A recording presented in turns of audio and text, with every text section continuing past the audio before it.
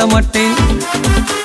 கிறிஸ்துவுக்குள் பிரியமான என் அன்பு சொந்த பந்தங்களே, உங்கள் யாவரையும் ஆண்டவரும் இரட்சகருமாகிய இயேசுவின் நாமத்தினால் அன்பின் வாழ்த்துக்களை சொல்லி உங்களை வரவேற்கிறேன்.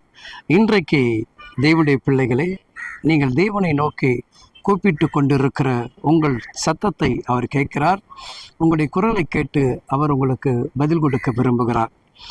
பலவீனத்தில் இருக்கிறவர்கள், சுகம் இன்னும் பெற முடியாதவர்கள், கேன்சர் கட்டி, லோ ப்ரெஷர், ஹை ப்ரெஷர், சுகர்னால், லிவர் பிரச்சனால், கிட்னி பிரச்சனையால், ஹார்ட் அட்டாக்னால, இப்படி பலவிதமான வியாதிகளில் மத்தியில் இருக்கக்கூடிய உங்களுக்கு தேவன் இன்றைக்கு ஒரு தெய்வீகமான சுகத்தை கட்டிட விரும்புகிறார்.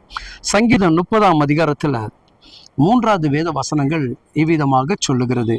வாசிப்பதை நாம் கேட்போமா? ஒரு ஆமென் சொல்லுங்க. அல்லேலூயா. அவரை நோக்கி கூப்பிடுகிறவர்களுக்கு அவர் என்ன பண்றாருங்க?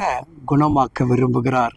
இன்றைக்கு உங்களுக்கு ஒரு தெய்வீகமான சுகமும் பலனும் வல்லமையும் கிடைக்க போகிறது. பெரிய விடுதலை கர்த்தர் உங்களுக்காக கட்டளையிட விரும்புகிறார். அன்பான தெய்வ பிள்ளையே, படுத்த படுக்கையில் இருக்கிற உன் படுக்கையை கர்த்தர் மாற்ற விரும்புகிறார்.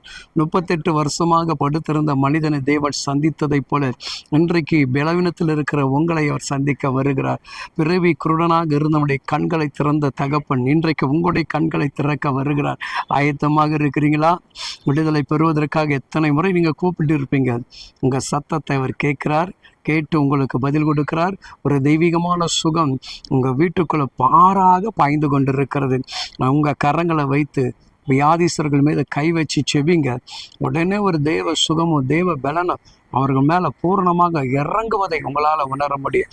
ஆண்டவர் கூட இருந்து நீங்கள் கூப்பிடும்போது உங்கள் சத்தத்தை கேட்டு உங்களுக்கும் உங்கள் குடும்பத்துக்கும் ஒரு தெய்வீக சுகத்தை கட்டளிடுவாராக. ஆமீன். சுகத்தோடு இருங்கள். கர்த்தர் உங்களுக்கு சாட்சியாக நிறுத்துவார். God bless you. ஆமீன்.